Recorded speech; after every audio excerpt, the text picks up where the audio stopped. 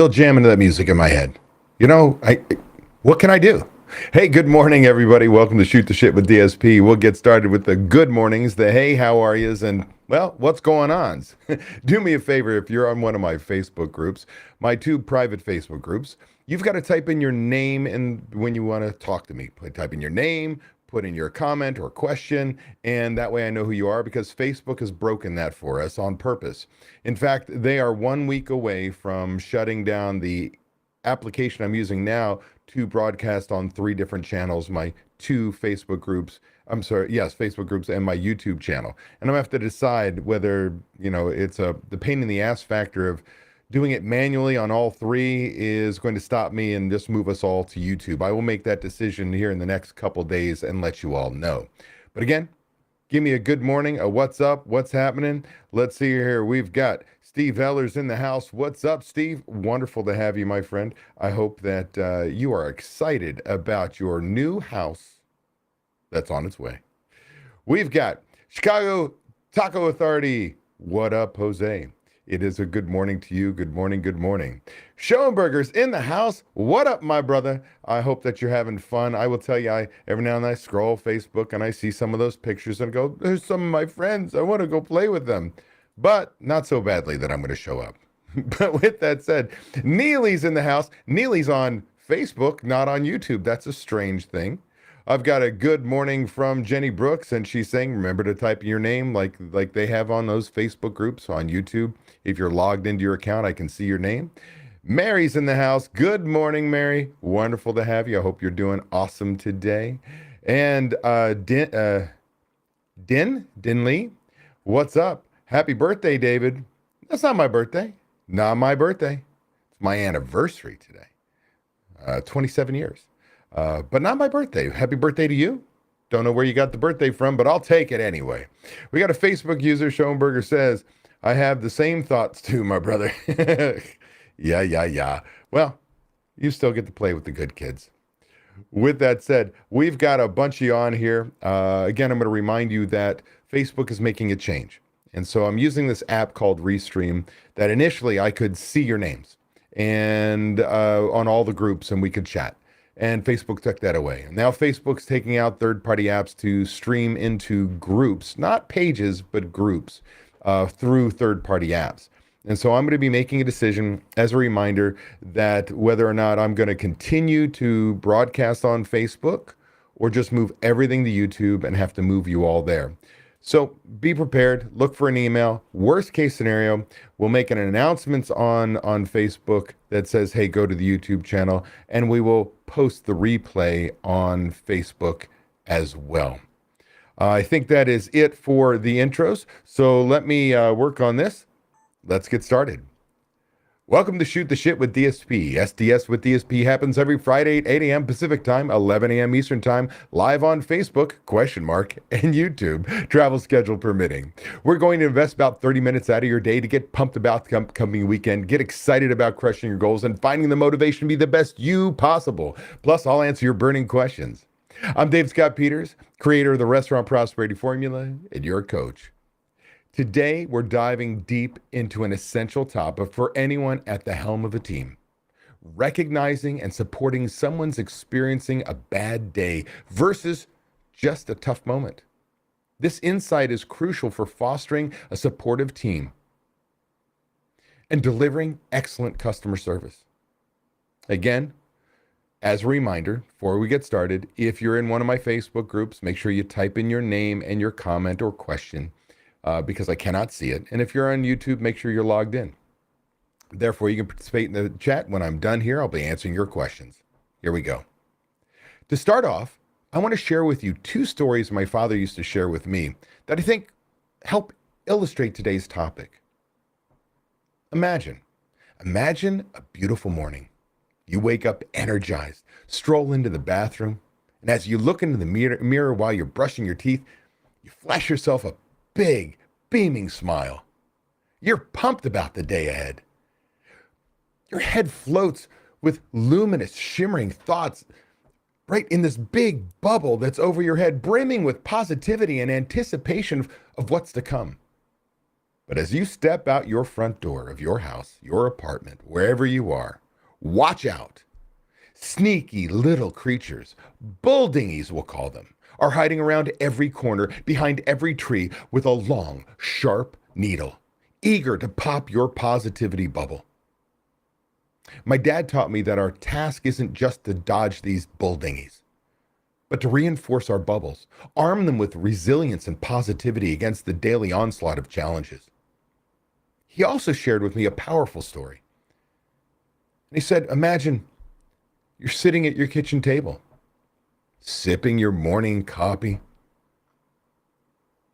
The aroma of freshly brewed coffee fills the air. The warmth of the mug comforts your hands, and you glance out the window. What do you notice? It's raining. A gray, drizzling curtain painting the glass.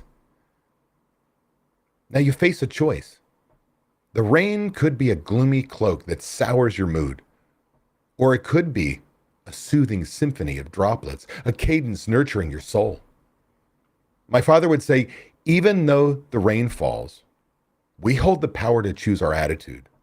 We can be sad that it's raining, or we can be happy. It's going to rain.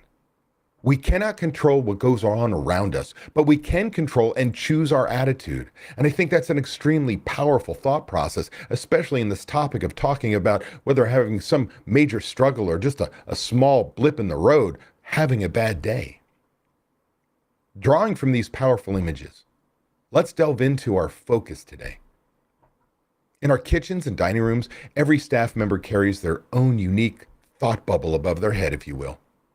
As leaders, it's our role to guide them into nurturing these bubbles and choosing their attitudes, no matter whether the outside is bad, inside or out, I should say.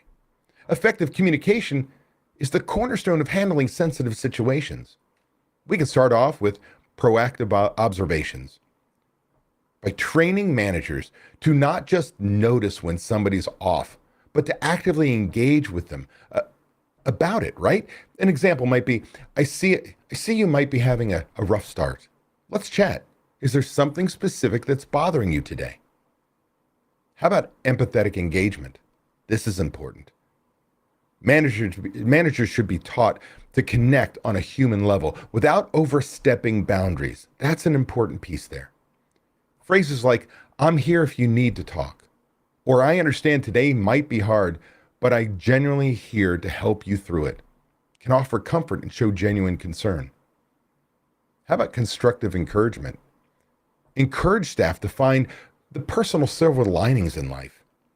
Managers could say, let's think about something positive we can focus on today.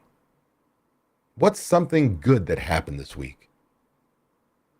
Equipping our managers with the right tools and right training is vital. This is not a natural skill set for everybody, maybe not even for you. So we need to look at, say, emotional intelligence trainings. These should be more than just lectures. They should include interactive sessions where managers can learn to read emotional cues and respond appropriately.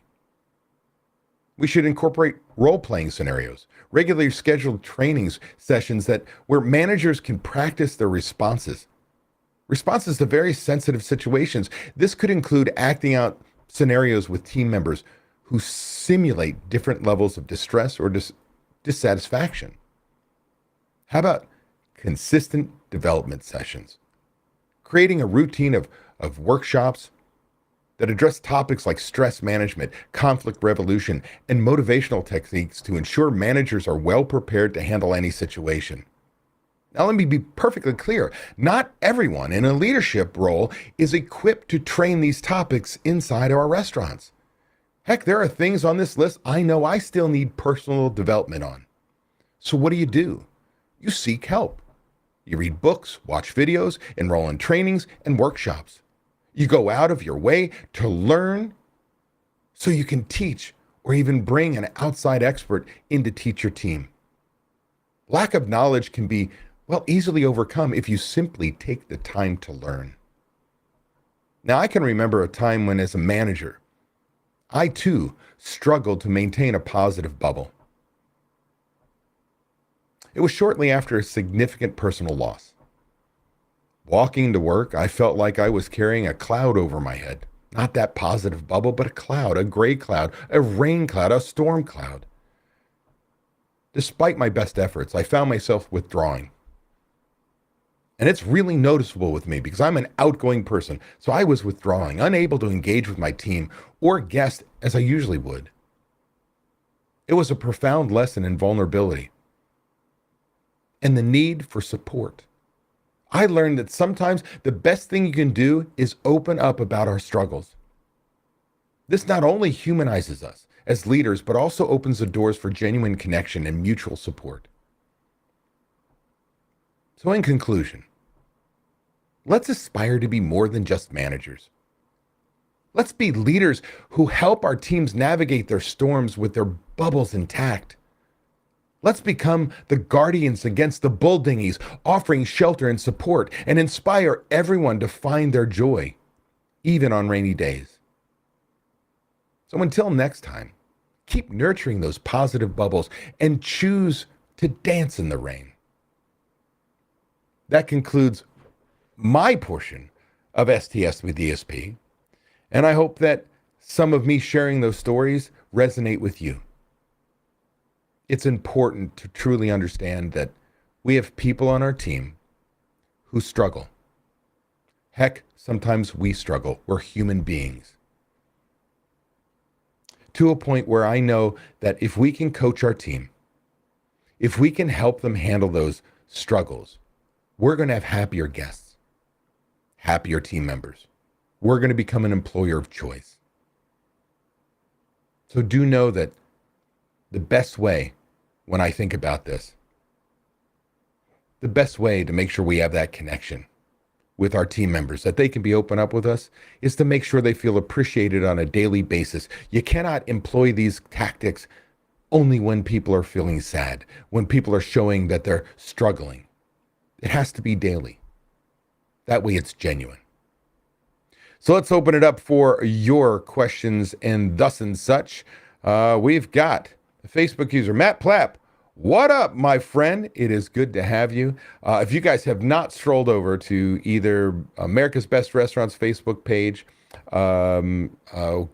type in, Matt, type in the name of the page you have for the series.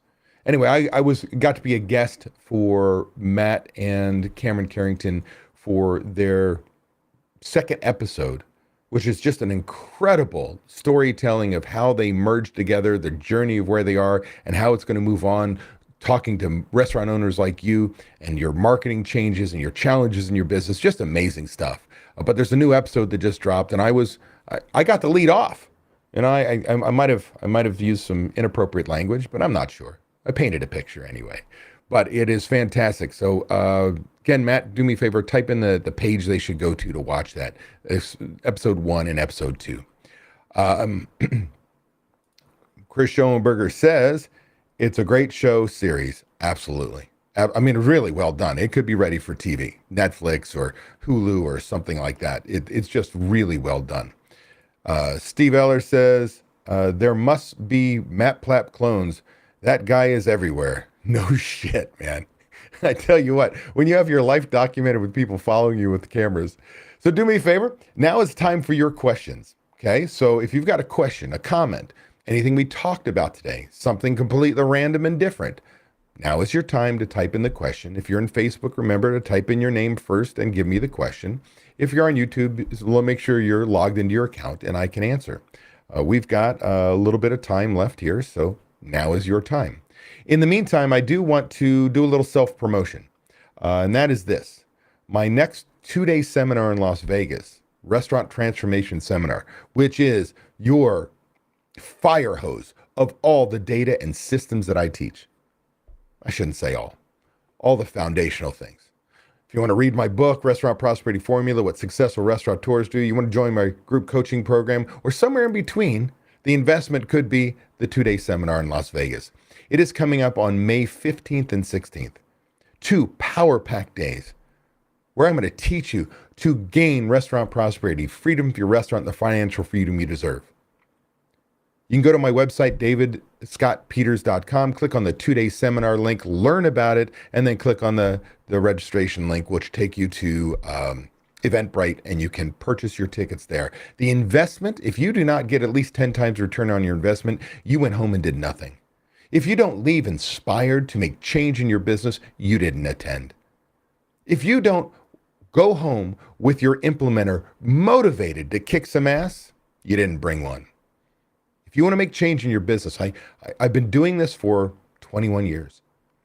And I can tell you, nobody delivers the most boring information more real world and exciting and entertaining than I do. That is my claim to fame. I will get you excited about counting shit. I will get you excited about your numbers. But more importantly, I will give you a plan to change your life.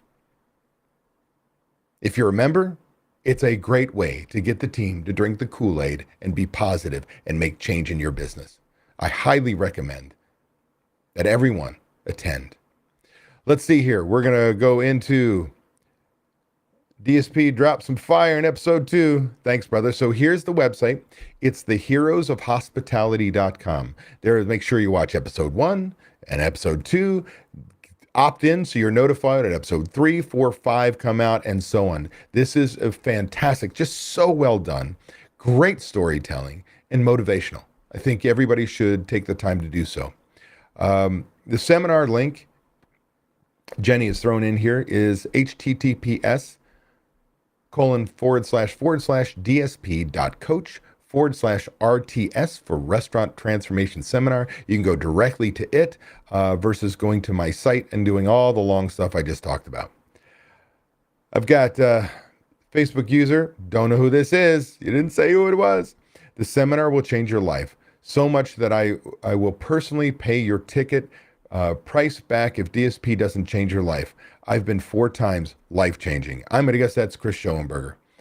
Thanks, brother. That is beyond an endorsement. I appreciate you and your friendship as well. We've got a reply to a Facebook user. I try my best to be where all, this must be Matt Plapp. I try to be where all the right people are, and this room is the right place. Appreciate the love. Fantastic. What questions do we have? Questions on the seminar, questions for your business. I've got another comment here. It says, yes, 100%, and it is 100% true. Thanks, brother. That's Chris Schoenberger talking about if you don't change your life. I can't tell you enough. I've been doing this a long time. Nobody does what I do. And I've got thousands of restaurant owners and managers I've worked with that have changed their life. I can also tell you that there are people who didn't change their life. Do you know why? Because they didn't take action. My father had a phrase that says, ideas are cheap. It's the people who put them in action are priceless. You can come to my seminar and I will fire hose you all the data, all the systems, all the motivation, everything you need to change your life. But I don't go home with you and put it in place. I can rev you up. And if we use today's example, our lesson, you can't let the bull dinghies pop your positivity bubble leaving my seminar. Man, we're going to go home. We're going to kick ass. I got this. We got all the tools, the training, the support we need. Hell, you might even decided to join one of my coaching programs. Like, you are fired up. And then you go home and the managers go, oh, but we're different. It's too hard. I don't have time. And these long needles, they become the bull dinghies and pop your positivity bubble. You've got to arm yourself with the knowledge, the confidence, and not just short-term, but long-term motivation that you are in control of your business. Taking it back to my dad, you can't control what you can't control. You can choose your attitude. You can control what you do on a daily basis. And as leaders, we've got to do that. And the seminar could very well be that thing. Now, I'm noticing you guys are hanging out with me, listening to me riff, but I don't have any questions. I'm going to give another call out there. I may give you back 10 minutes of your day. This is your time to ask questions. This is your time to chat with me live. No holds barred. So I'm delaying. Why? Because it gives the delay time to get to you to answer questions. And here we go. I've got something anyway. Replying to Facebook user DSP, I did a podcast on this today. It was about the Biggest Loser TV show and how people would go on there and do amazing during the show and a year later be out of shape again. You have to own it and buy 100%. You see, buy 100%, and you can't have a Band-Aid, Matt Plapp. Yeah, so I can tell you to make change in your life. There's a great book, James Clear, Atomic Habits. Everybody should read.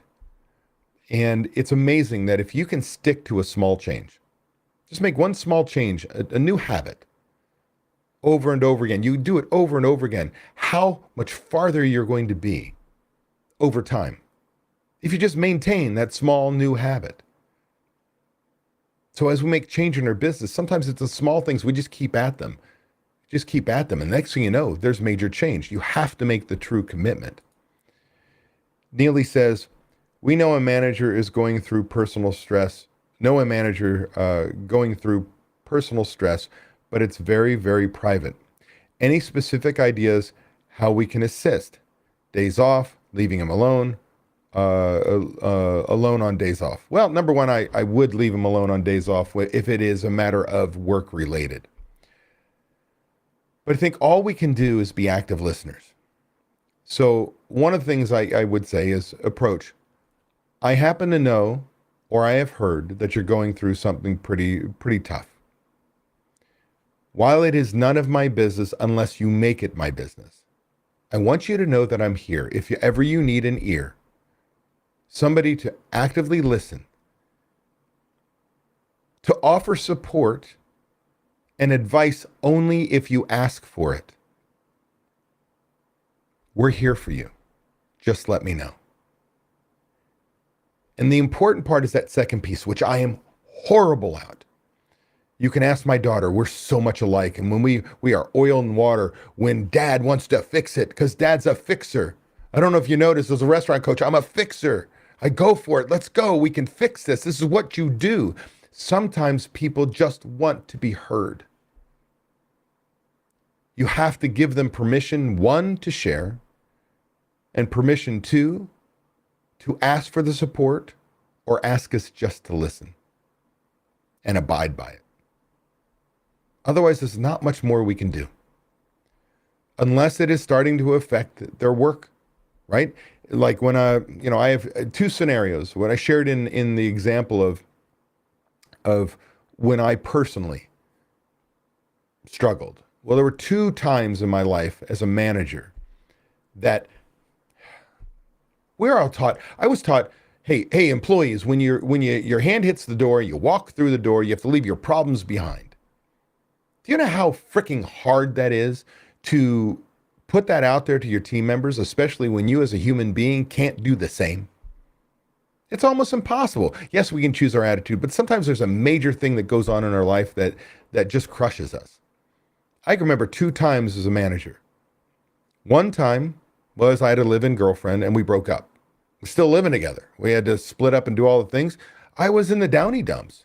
And I walked in. Now at the time I was doing improv comedy, so I was like, ta-da! Like I'm a loud person. I'm very gregarious. I love people. I'm always playing with people. And I walked in, just down. You don't think everyone in the restaurant noticed? You think the customers didn't notice? You think I didn't bring the mood of the restaurant down, the customer service level down? I did that. And I needed to recognize I might have needed some time off. Or I needed to focus, maybe get help, which I did at the time. And the other time was when my dad died. And that was hard, really hard. But you still got to get up and put your big boy pants and go to work. The challenge is putting that face on. You know, I think about the commercials about with the people who are depressed and the medication.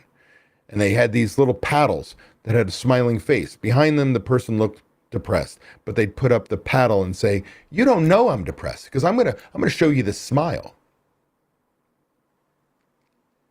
And that's That's pretty deep. I will tell you that as we chase this squirrel, the positivity of COVID is that mental health is a priority now instead of something shunned. I'm a Gen Xer. You didn't talk about your feelings. You didn't talk about that you felt bad. You were allowed to be depressed. But today you are, because so many of us struggle. Now let's go backwards. Let's tie this into what Neely said. What do I do with this person? Well, the key is, if I have always been an active listener, if I've created an environment where people feel appreciated, become an employer of choice, been engaged with each one of my team members on an individual basis, from owners to managers, managers to the whole team, then it doesn't come out of left field when I say, I care, I'm here to help. I hope that helps. That was a long answer, Neely.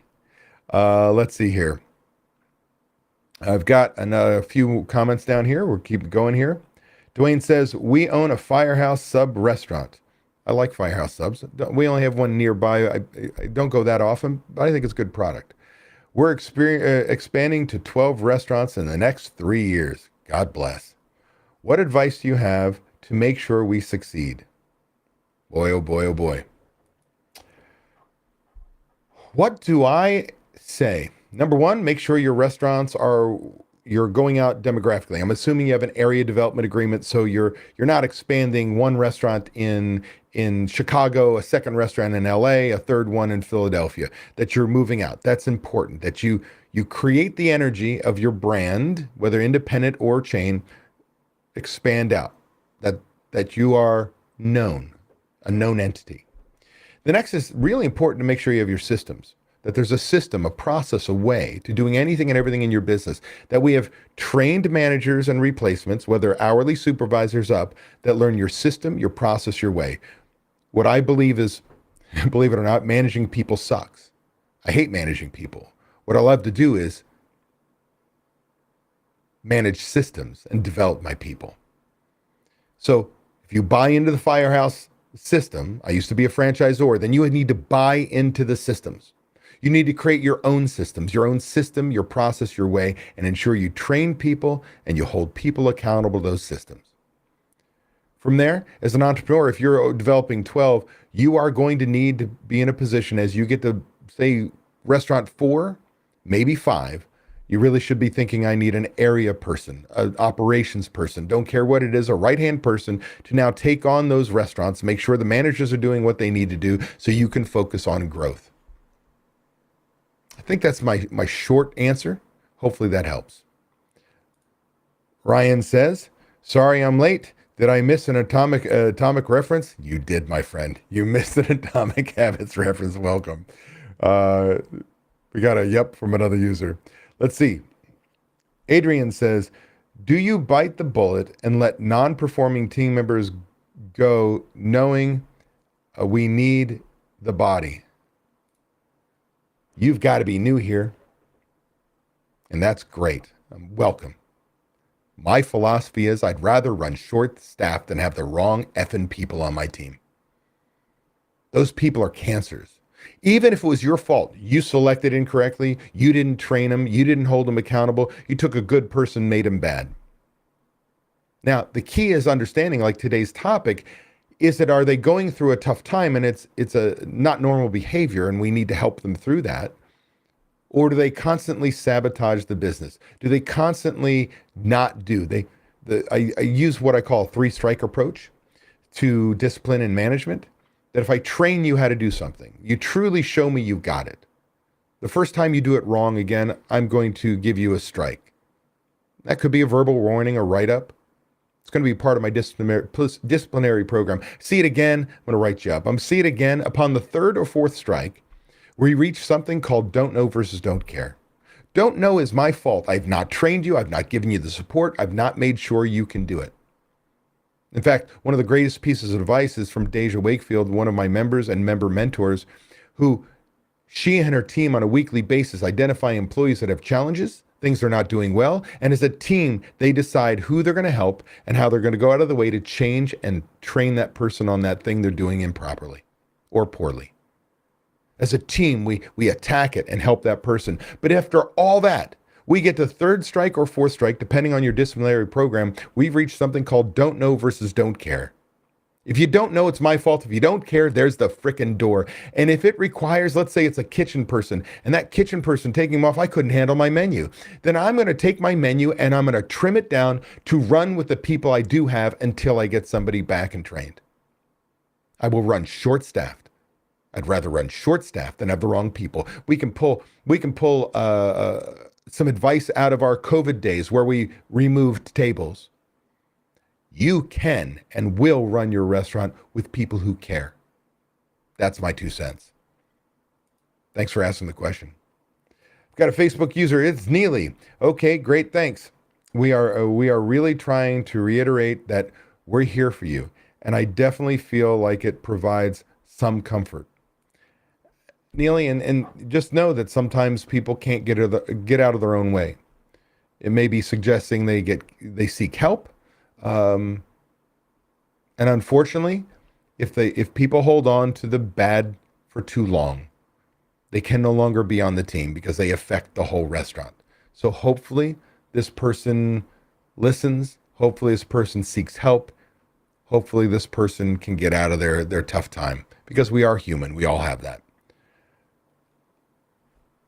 That brings us to our half hour of Shoot the Shit with DSP. I do want to let you know, again, reminder, make sure if you are interested in joining us in Las Vegas for my 2-day seminar, Restaurant Transformation Seminar, you can find that URL here at https://dsp.coach/RTS for Restaurant Transformation Seminar. It is May 15th and 16th, and I'm telling you, it is a must attend.